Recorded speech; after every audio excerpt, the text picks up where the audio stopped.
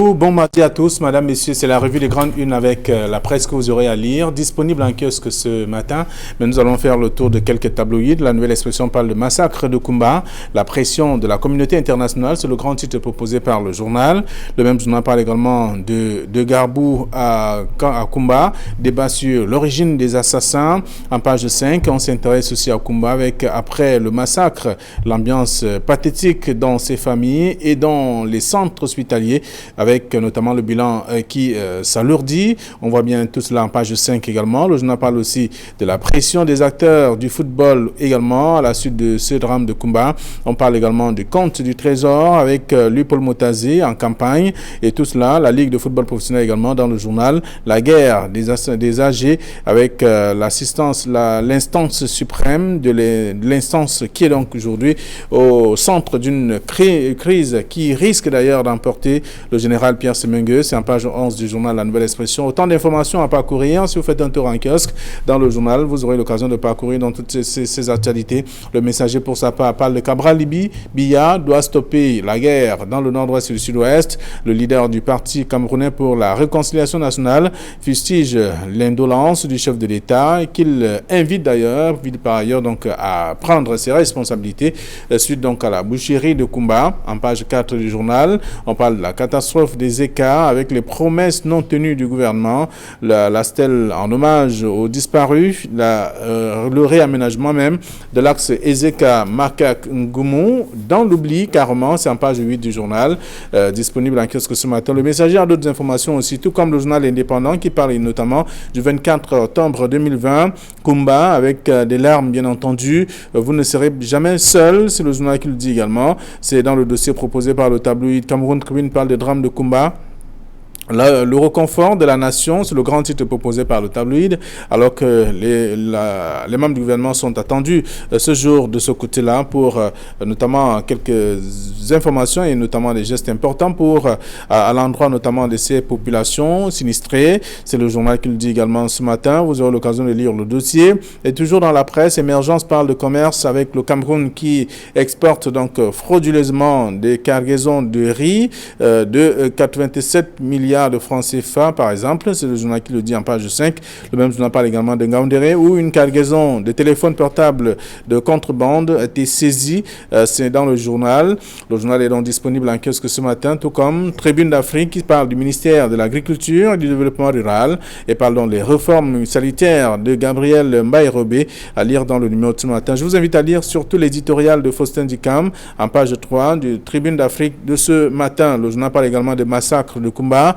Inacceptable, c'est ce que dit le journal aussi dans le numéro. Mutation parle de chantier de la canne, Magil sur le grill, c'est ce que le journal propose comme titre avec toutes les difficultés que rencontre en tout cas la construction de certains stades aussi, notamment le stade de Lembi à Yaoundé. Alors il est question également de revoir si l'entreprise peut continuer ou alors arrêter et céder la place à une autre. C'est le dossier proposé par le tabloïd de ce matin qui a également d'autres informations aussi. Le journal Le Jour parle donc des ligues de football avec le jour de vérité aujourd'hui. Une assemblée générale extraordinaire a lieu ce jour à Yaoundé, alors que la Fédération camerounaise de football et certains clubs s'y opposent. C'est à lire dans le journal. Le même journal parle également de Kumba, avec la réaction du barreau, aussi à découvrir dans le journal. Le journal parle de vaccin des jeunes filles, le professeur Tétanier Ekwe, aujourd'hui, qui répond donc au diocèse de Bala. C'est dans le journal Le Jour de ce matin. Et puis le journal L'économie s'intéresse donc au post-Covid-19, avec notamment le gouvernement qui prépare donc un plan triennal de relance économique. C'est un article à lire en page 3 du journal L'économie ce matin. D'autres sujets sont également concernés par le journal, parlant notamment du développement urbain Bamenda et Maroua qui ont donc leur contrat de ville. C'est à lire dans le journal ce matin aussi. Alors toujours dans la presse, on découvre également ce que d'autres tabloïds ont d'ailleurs prévu pour ce jour. C'est le deuxième jour de la semaine, nous sommes mardi et vous aurez l'occasion de faire le tour en kiosque également et toute personne de l'actualité. Bonjour Donald Brice Kanga, bienvenue. Flavien Valo, bonjour. Bonjour à nos téléspectateurs. Je salue Kaminele qui est avec nous ce mardi. Kaminele, bonjour et bienvenue. Bonjour Flavien Valo Ndongo. Bonjour Donald Bruce Kamga, je vous rends votre salut. Bonjour téléspectateurs d'Equinox Télévision. Très bien, la presse est disponible en kiosque, que vous aurez également l'occasion de lire. Et pour ceux qui sont encore à la maison ou encore dans leur bureau, mais vous avez parcouru quelques sujets sur ce plateau et des sujets qui vont être commentés, analysés, même décryptés par vous également. On parle de ce massacre de Koumba toujours et encore dans la presse. Il y a la pression de la communauté internationale, c'est la nouvelle expression qui titre ainsi. Oui, la nouvelle expression ce matin fait le tour des réactions internationales, notamment celles de l'Union européenne, de l'Union africaine, de l'ambassadeur de France au Cameroun ou encore de l'ambassade des États-Unis. Toutes ces chancelleries-là et ces personnalités ont réagi après le massacre d'au moins 7 enfants des écoliers, notamment à la Moda Francis Cascol, à Koumba, dans le département de la Mémé, dans le sud-ouest. Globalement, ces acteurs internationaux-là condamnent cet assassinat, cette tuerie de trop, indiquant que les responsables devraient pouvoir être poursuivis devant les instances judiciaires, mais également qu'il est temps de mettre fin à cette crise qui dure depuis 4 ans.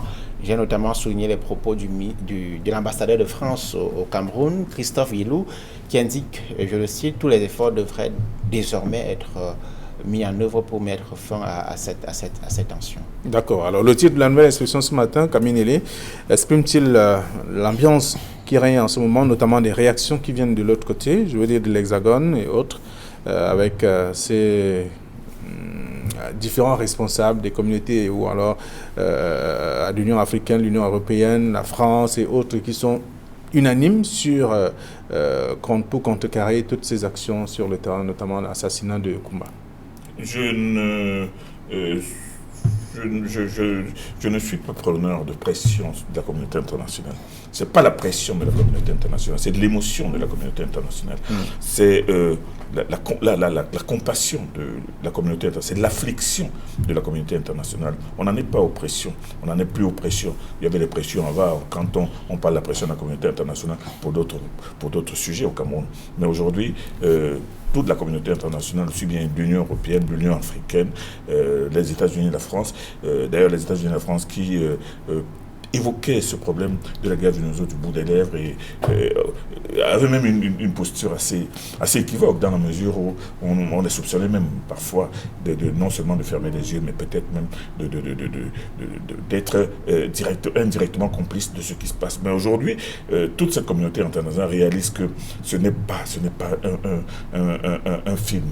Ce qui se passe au Cameroun n'est pas un film, ce qui se passe au Cameroun n'est pas une pièce de théâtre, ce qui se passe au Cameroun déjà est devenu tout simplement inhumain, comme l'a titré Cameroun Tribune hier, inhumain. Parce que vous aurez beau chercher tous les superlatifs, je pense que le plus adapté par rapport à ce qui s'est passé à Koumba, c'est que ces bandes armées qui écument le nord-ouest et le sud-ouest ont déjà pulvérisé toutes les limites de l'inhumanité. Donc moi je pense qu'aujourd'hui, plus qu'hier et plus qu'avant-hier, toutes ces personnes qui regardaient la crise du Nozo en se disant que non, c'est la liberté, l'autodétermination, non, les gens sont libres de chercher à chercher leur pays, tout ça, réalisent aujourd'hui que ce n'est plus une question ce n'est plus un jeu. Nous sommes déjà maintenant face à des barbares, à des gens qui ne sont plus des humains, parce que tuer déjà des personnes de cette manière par laquelle nous avons habitués, en faisant des exécutions, des décapitations envoyées sur le net, en montrant comment on traîne dans la boue des femmes, on les écartèle, on les humilie de toutes les manières, on découpe les soldats en morceaux. Aujourd'hui, c'est des enfants qu'on tue. Vous avez vu cette photo de cet enfant qui a reçu un coup de machette, qui lui a coupé la moitié du crâne avec le cerveau dehors. Est-ce que vous pensez que ce sont encore des humains? Moi, je pense qu'aujourd'hui, comme le disent aussi bien la communauté internationale, la communauté nationale et maintenant toute une foule. Alors on voit bien que le titre de la nouvelle institution concerne uniquement la pression de la communauté internationale. Vous n'êtes pas d'accord avec ce titre? Non, parce que je ne suis pas d'accord avec le mot pression. Mais par contre, moi je parlerai plutôt de compassion. Je parle de l'affliction. Je parlerai maintenant de l'émotion de la communauté internationale.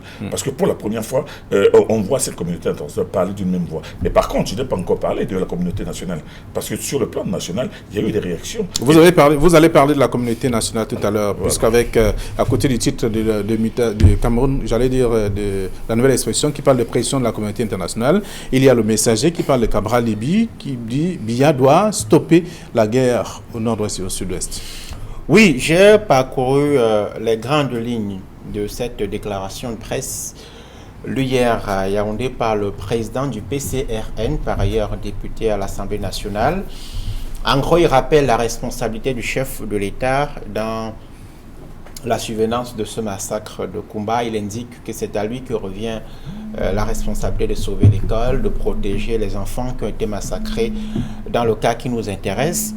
Il rappelle également que le chef de l'État camerounais devrait pouvoir activer les leviers que lui offre la Constitution. Il fait référence notamment à l'article 9 qui permet au chef de l'État, dans les circonstances particulières, notamment lorsque la sécurité publique est mise en péril, lorsque les institutions sont menacées, d'activer l'article 9 de la Constitution sur l'état d'urgence. L'état d'urgence qui permet au chef de l'État de prendre des décisions particulières qui renforcent les pouvoirs du chef de l'État, l'état d'exception également.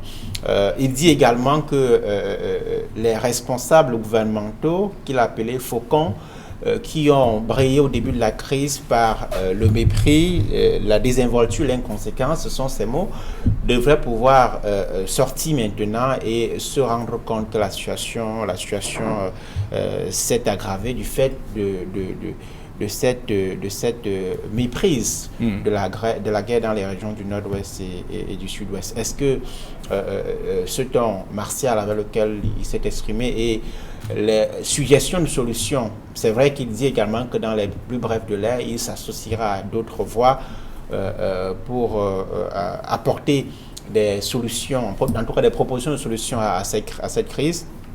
Mais on peut questionner l'efficacité de l'état d'urgence et de la militarisation tel qu'il semble le suggérer dans les régions du nord-ouest et du sud-ouest, d'autant plus que depuis 4 ans, on a davantage axé la réponse à cette crise sur le front militaire et la voie de la réconciliation du dialogue n'a pas toujours été privilégiée par les pouvoirs publics au-delà du dialogue national qu'on a vu à Yaoundé, auquel Cabral Libye a pris. Alors le messager s'intéresse en tout cas à mettre en sa grande une donc l'attitude de Cabral Libye, qui est le leader du PCRN. Biya doit stopper la guerre au nord-ouest et au sud-ouest. L'heure est à l'émotion à l'intérieur. C'est pour ça que je commençais à parler tout à l'heure de la réaction à l'intérieur du Cameroun, l'une des plus audibles. C'est cette communication de Cabral Libye, connue pour sa froideur analytique et surtout la distance qu'il prend toujours, la précaution de prendre par rapport au discours populiste. Cabral Libye a dit un certain nombre de choses très importantes. Il a mis le gouvernement face à ses responsabilités. Mais quand il dit que c'est le gouvernement qui est responsable à travers des messages de faucons, moi je pense que dans aucun pays au monde, quand une guerre civile se déclenche, on ne commence pas à dire que non, on va faire ceci. On réagit. Il y a d'abord la première réaction de l'armée. Et maintenant, face à toutes ces personnes qui disent que non, l'autre chose à faire, c'est de démilitariser les zones anglophones. Equinox Télévision a souvent eu la possibilité d'entrer en zone anglophone et de voir jusqu'à quel niveau d'insécurité est poussé. Et que s'il n'y avait pas les militaires, ce serait seulement déjà un autre pays. Est-ce qu'il ne le dit pas parce qu'on a laissé faire? Laisser faire quoi? Laisser faire quoi? Vous savez, on aurait dû stopper ça. Mais stopper ça comment? Aujourd'hui, en 2016. Mais en 2016, quand ça a commencé en 2016, c'était des gens qui étaient en train d'attaquer à gauche et à droite. Il fallait répondre à ces attaques-là. Et quand vous dites laisser faire aujourd'hui, la personne même qui a déclenché cela... En 2016, il n'y avait pas d'attaque. C'était des manifestations corporatistes. Ce sont des faits. Non. Je dis non. En 2016, en octobre. Arrêtez de travestir l'histoire. En octobre, c'était en Donald Brice Kamga, et je vous l'ai souvent dit ici, arrêtez de travestir l'histoire. Les attaques Ayouk Sissi Koutabe n'avaient rien à voir avec les anglophones, avec les avocats, avec des avocats anglophones. Je vous parle des avocats anglophones. On parle de 2016 quand tout commence. Il n'y avait pas d'attaque. Ça a commencé par des manifestations. Les manifestations sont à dissocier. De la ça a donné le temps à tout ce que ça n'a pas donné le temps. Sissoko était déjà en train de se préparer sur le web. De toute façon, ce n'est même pas là n'est même pas le débat aujourd'hui. Moi, je pense que là où on en est rendu aujourd'hui, avec l'horreur qui a franchi toutes les limites, il est important de mettre les uns et les autres face à leurs responsabilités. C'est vrai, l'État doit se mettre face à sa responsabilité. Kabri Libi l'a dit, Donald Brice Kamgrand l'a dit, le chef de l'État a la possibilité, a le pouvoir de décréter l'état d'urgence. Mais l'état d'urgence, ça va être un durcissement du système. Non, un durcissement de la réponse militaire. C'est l'état d'urgence. Bon, maintenant, quand on va au-delà de cela, quelle est la réalité aujourd'hui? Parce que quand on parle de dialogue, et je l'ai toujours dit ici, avec l'évolution de cette situation, avec le durcissement et avec maintenant l'éclatement de la réalité du terrain, sur le terrain, on se retrouve aujourd'hui dans une situation telle que personne ne contrôle plus personne. Vous avez entendu Ayoub Tabé qui a voulu dire un mot l'autre jour, il a été immédiatement désavoué par les hommes qui sont sur le terrain et même pas les autres qui sont aux États-Unis. Vous allez alors dialoguer en même temps avec Sissoko, en même temps avec les autres et en même temps avec tous ceux qui estiment que la seule solution, c'est la partition du Cameroun. C'est ça la difficulté du Cameroun. Je ne sais pas si vous réalisez qu'il a face à lui des gens qui ne parlent que de partition du Cameroun. Une question simplement pour vous relancer. Qui s'expriment sur le terrain comme des barbares. Une question pour vous relancer, c'est vrai. Alors, on voit bien comment la situation ne fait que s'enliser. Et aujourd'hui, ce sont des enfants qui sont désormais la cible de ces enfants nillois. Alors, demain, ce sera qui? Quelle autre cible? Ça reste quand même... Mais si on ne peut pas trouver des gens avec qui on a commencé par les fonctionnaires. On est allé aux militaires et aux policiers. On est descendu jusqu'aux femmes. Les femmes, déjà, c'était déjà très grave. C'était gravissime. Mais avec les enfants, c'est quoi? C'est l'horreur absolue. L'horreur absolue. Et vous pensez que face à cela... Et justement, je pose la question par rapport à la solution à trouver. Maintenant, laquelle, donc? Mais c'est pour cela donc que cette solution-là, il faut la rechercher dans le froideur. Il n'y a pas de solution magique. Il n'y a pas de bâton magique à mettre là aujourd'hui sur cette crise anglophone. Il faut effectivement, comme le disent beaucoup, aussi bien Cabral Libi que le bâtonnier à Kirimona et bien d'autres, il faut absolument que le gouvernement change de fusil d'épaule et mette tous les moyens en œuvre pour stopper cette guerre. Mais la stopper comment? Pour la stopper, comme le dit par exemple le ministre d'État Mahafa Amidouaya, qui est en prison mais qui a réagi aussi. Il dit qu'il faut que l'État prenne ses responsabilités. Lesquelles donc? Puisqu'on parle de responsabilité. Il parle au peuple. Il parle au peuple qui doit prendre aussi ses responsabilités en amenant les uns et les autres à comprendre que mais qu'est-ce qui se passe chez nous? Parce que qu'est-ce qui se passe et qu'est-ce que j'ai constaté de positif? C'est qu'après la mort de ces enfants, il y a des gens qui ont avoué que oui, c'est vrai, nous connaissions même certaines de ces personnes. Nous leur donnions même de l'argent. Parce que nous avions peur d'être tués, nous avions peur pour nos enfants. Mais maintenant, aujourd'hui, ça suffit, c'est bon. Alors, dès lors qu'il y a un sursaut de la part de ce peuple qui subissait, et de manière directe ou implicite, cette folie meurtrière, il y a déjà un avancement. Maintenant, il reste de l'autre côté. Maintenant, à voir ce que l'on appelle dialogue, qu'est-ce qu'on met dans le terme dialogue. Moi, je pense donc qu'aujourd'hui, l'heure n'est pas à la vocifération. L'heure n'est pas au discours populiste. L'heure est à la recherche des solutions pragmatiques. Et le gouvernement a cette responsabilité d'implémenter cette voie. Et c'est à lui seul qui reviendra. Donc, quand j'entends des vociférations... La recherche des solutions n'est qu'un processus. Et si je vous écoute bien, je comprends bien ce que vous êtes la recherche on cherche encore, on cherche des solutions. La paix même, vous savez, la paix même est une voie. La paix, il n'y a pas de paix absolue. La paix est une voie. Parce que même après l'arrêt de ces choses, vous allez entendre qu'on a coupé la tête à quelqu'un, on a brûlé telle maison. La paix est la voie. Et cette voie-là, elle est bien longue. Et moi, je vous assure, pour terminer, Flavien Balondongo, qu'il n'y a pas de baguette magique. Le gouvernement, pour le bien, n'a pas. Et personne n'aura une baguette magique pour pouvoir stopper ce qui se passe aujourd'hui, du jour au lendemain. Alors, qu'est-ce qu'on devrait faire? Flavien, vous savez, vous connaissez les conséquences de ce discours que tient Camille ce matin. Non. Les conséquences de ce discours, justement, c'est ce qu'on a vécu à Kumba. C'est ce qu'on a vécu en février à Ngarbo, dans le nord-ouest. Les conséquences du discours du statu quo, vous l'avez donné la parole, il ne nous dit pas qu'est-ce qu'on peut faire. Est-ce que je vous interromps? Il nous dit ceux qui ont tué doivent pouvoir, ainsi de suite. Il n'y a pas de solution. La solution, sinon, le statu quo, c'est-à-dire la militarisation, le renforcement des pouvoirs du chef de l'État, qu'on attend justement sur cette crise, qui a réagi après 2 jours, face à l'émotion qui étrangle l'opinion nationale et internationale. Non, il y a des choses à faire, Camille. Et ces choses à faire, on a commencé avec le dialogue national qui a été mal préparé et qui a été mal mis en œuvre. Tous ceux qui communiquent aujourd'hui au nom du gouvernement le reconnaissent. Le dialogue national a été un échec de par ce qu'on a convié et un échec de par la façon dont il a été tenu. D'ailleurs, un dialogue national qui s'est tenu dans les conditions que l'on sait, avec des recommandations, et ce n'est que près d'un an après qu'on met en place le comité de suivi. Ça, les anglophones, eux, ils voient cela. Ils voient cela et considèrent que c'est un manque de volonté politique de mettre fin à cette tension dans le nord-ouest et le sud-ouest. Vous pouvez expliquer tout ce que vous voulez, mais les actes sont là. Les gens ont critiqué le dialogue national, y compris les opinions anglophones, estimant que c'était pas bien et que les participants, c'était des gens du RDPC, ainsi de suite. Nous, on a observé, mettez en œuvre les recommandations qui ont été formulées lors de ces assises controversées. On attend, le comité de suivi arrive plus d'un an après. Non, il faut arrêter cela. Aujourd'hui, il est possible d'agir. Il est possible d'agir par justement le dialogue, et un dialogue franc et sincère, sans calcul politicien. Okay.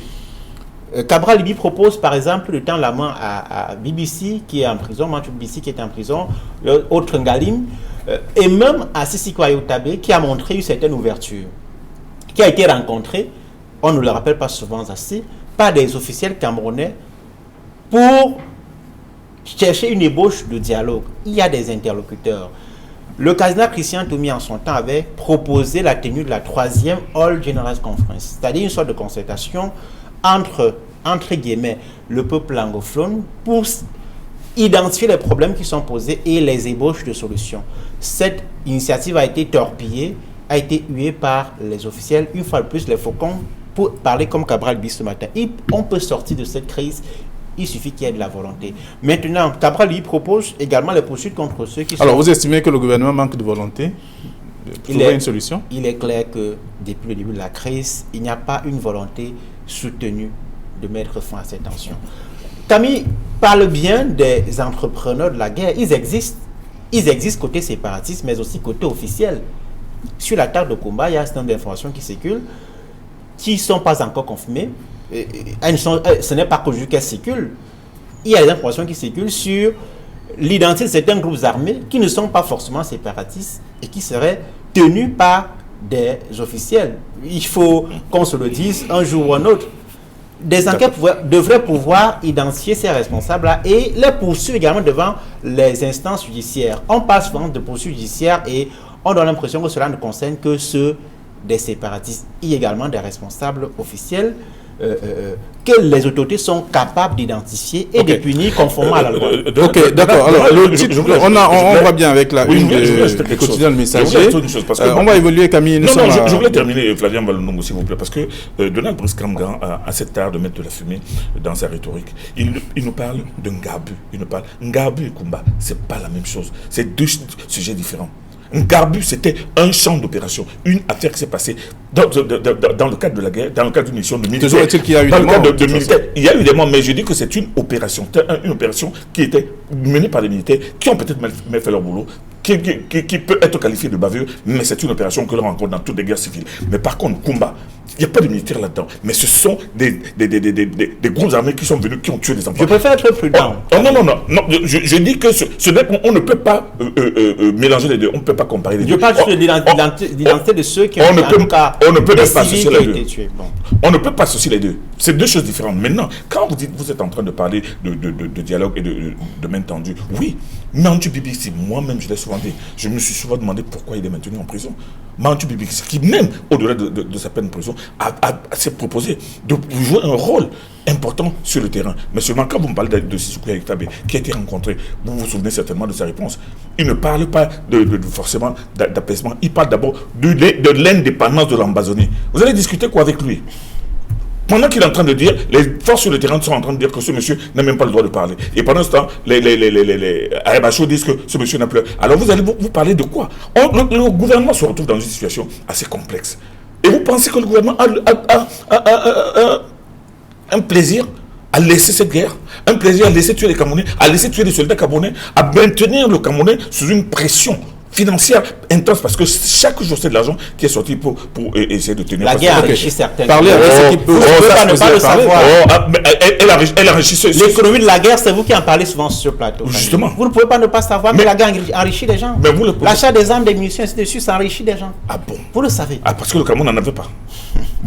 Ok, alors, donc, le quotidien, on parlait du quotidien de Messager. La une, Biya doit stopper la guerre au nord-ouest et au sud-ouest, c'est Cabral Libi qui le dit. Alors, la suite est à lire en page 4 du journal. Cameroun Tribune parle donc du reconfort de la nation avec cette équipe intergouvernementale qui se retrouve donc dans le sud-ouest aujourd'hui. Oui, le chef de l'État a adressé un message de condoléances aux familles, un message qu'il a adressé par correspondance au gouverneur de la région du sud-ouest, Bernard Okalia-Bilay. C'est le minimum qu'on peut attendre du chef de l'État, dont la responsabilité est appelée ce matin dans la presse. C'est un message de réconfort et dans lequel il a indiqué que une enquête est ouverte et que les responsables de cette tuerie-là seraient identifiés et poursuivis devant les instances judiciaires. C'est vraiment le minimum. Il n'y a pas moins que ça qu'on attend d'un chef de l'État. D'ailleurs, on ne peut ne pas noter que ce message est intervenu hier lundi, c'est-à-dire 48 heures après le drame, qui a ému tout le monde, à la fois au Cameroun et à l'international. On est même surpris que ce message intervienne 2 jours après. C'est regrettable. C'est tôt ou tard, selon vous? Évidemment que c'est tard. Il n'y a pas eu de tweet depuis samedi, alors que tout le monde ne parlait ici et ailleurs que de cette tuerie.